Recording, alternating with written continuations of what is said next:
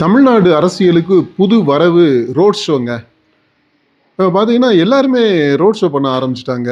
ஸ்டாலின் போறாரு, போனா அவரு ரோட் ஷோ பண்றாரு போற இடத்துலலாம். 1 கிலோமீட்டர் 2 கிலோமீட்டர் இல்ல, 10 கிலோமீட்டர் 20 கிலோமீட்டர்ன்ட்டு ரோட் ஷோ பண்றாங்க. உதயநிதி ரோட் ஷோ பண்றாரு. மற்ற தலைவர்கள்லாம் ரோட் ஷோ பண்ணியிருக்காங்க.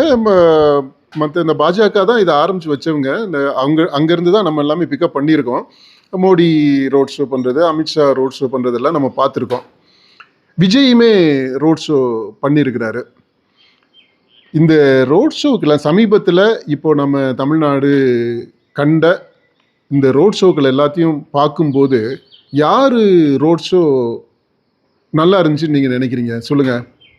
என்னை பொறுத்த மட்டும் the most spontaneous, the most vibrant, most chaotic also, ஒரு கார்னிவல் மாதிரியான ஒரு ரோட் ஷோ, ஒரு ஒரு லைவ்லியான ரோட் ஷோ.